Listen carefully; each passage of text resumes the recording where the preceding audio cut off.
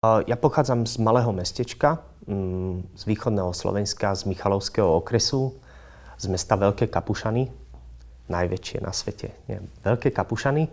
A aktuálne pôsobím v jednej medzinárodnej nadácii, v pobočke tejto nadácii na Slovensku v Rómskom vzdelávacom fonde, Roma Education Fund, kde pôsobím na pozícii národného facilitátora. Je to pozícia, ktorá vlastne zahrňa to, že venujem sa grantovému programu nadácie, venujem sa tzv. Policy advocacy, venujem sa fundraisingu a zabezpečujem to, aby tá naša práca na Slovensku bola aj viditeľná, takže komunikácia a visibility. A vlastne pracujem v tejto organizácii od roku 2014 a venujem sa aj ďalším veciam, viac menej vzdelávaniu. A od minulého roka som získal dôveru aj prezidentského úradu Palácu a vykonávam aj funkciu poradcu pani prezidentky, kde vlastne ju informujem o aktualitách týkajúce sa rómskej komunity alebo rómskej národnostnej menšiny na Slovensku. A okrem toho sa rád venujem aj prekladateľstvu, tlmočeniu. Ja sa v tom vyžívam v maďarskom a slovenskom jazyku, nakoľko môj materinský jazyk je maďarský jazyk. Čiže nakoľko žijem na Slovensku, som sa naučil aj slovenčinu. Ja som niekoľko rokov pôsobil aj mimo Slovenska. Som trošku študoval aj v Maďarsku na gymnáziu. Ja som tam trošku aj pracoval, nakoľko moji predkovia pochádzajú z Maďarska. Môj dedo a babka žili v Maďarskej republike, v malom mestečku Šátoreje Uhej. Takže tieto jazyky sú mi ako materinské. Bohužiaľ, ja pochádzam z takého regiónu zo Slovenska, kde neovládajú Rómovia rómsky jazyk, ale ja som sa zaktivizoval aj v rómskom jazyku, snažil som sa čím viac naučiť. Mám veľmi dobrý understanding rómskeho jazyka. Ja som trošku študoval iný dialekt rómskeho jazyka ako karpatský, skôr lovársky dialekt rómskeho jazyka. Sú tam nejaké odlišnosti. Nie som perfektný v rómskom jazyku, ale nestratím sa. Cítim potrebu ovládať rómsky jazyk aj z toho dôvodu, že som Róm a pohybujem sa v rómskom prostredí. Ale viac menej vo svojom pracovnom živote využívam angličtinu, ktorá je mi taký štvrtý jazyk, nakoľko pracujem v medzinárodnej nadácii a s kolegami z ostatných 15 krajín komunikujeme v anglickom jazyku.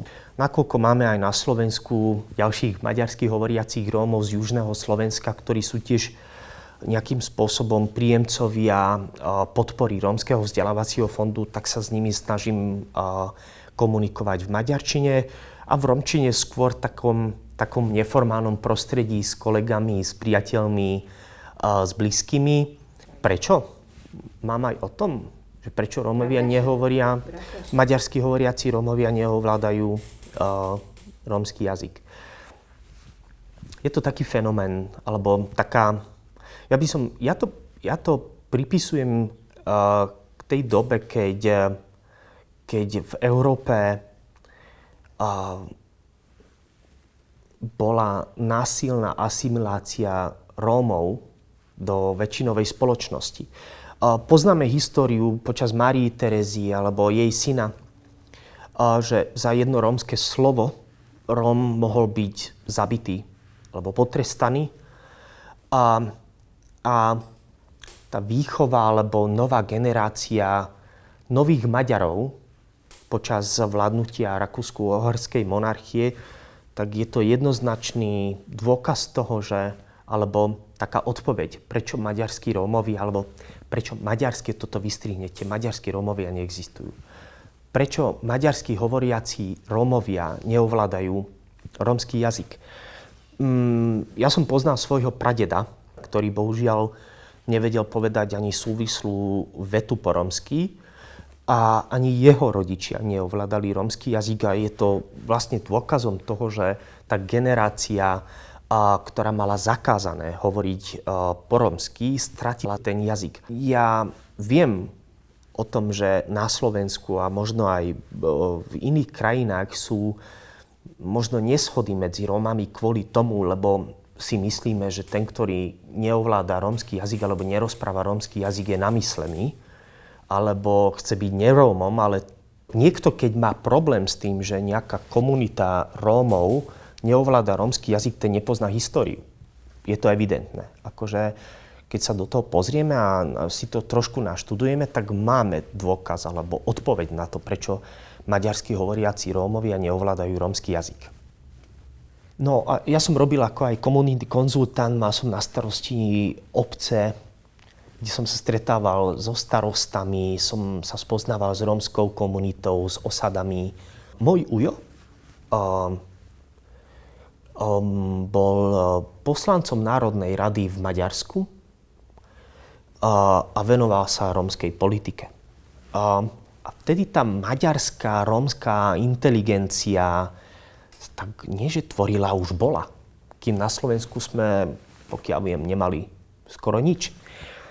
No ja som sa od nich veľa učil. Ja som u neho pracoval, mal taký biznis a ja som mal veľa času. A ja som prvýkrát v živote videl knihy, literatúru s rómskou tematikou.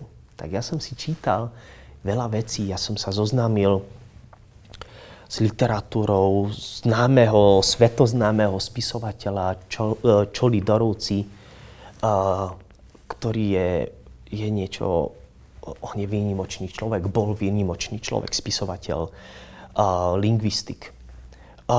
Ja som sa zúčastňoval nejakých aj akcií, ktoré organizoval UJO, takže mal som už nejaký taký background vlastne. Takže nebola tá otázka úplne nová pre mňa od pána Lakatoša. Vtedy vzniklo prvé komunitné centrum vo Veľkých Kapušanoch, kde som pracoval. Veľa som sa učil od pána Lakatoša. On bol človek, ktorý bol strašne taký spravodlivý. On bol olášsky Róm, mimochodom sme aj rodina. Ja mám aj olášske korene. A hlavne o tej identite.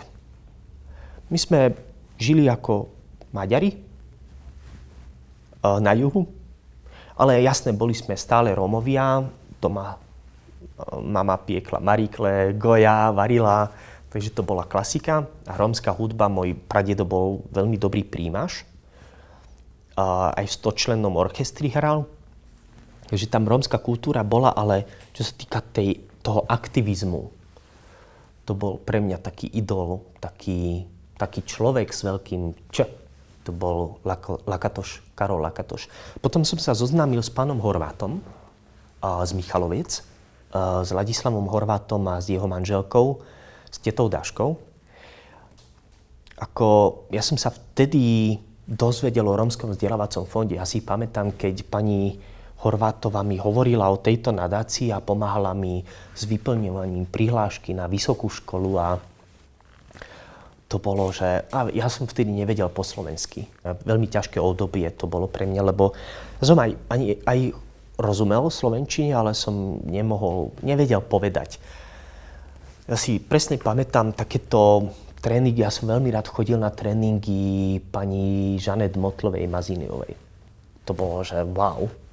Ja si pamätám, že ona ma stále pozvala a keď sa trebalo predstaviť, tak sme sedeli v kruhu a každý povedal, že volám sa, pochádzam a robím čo.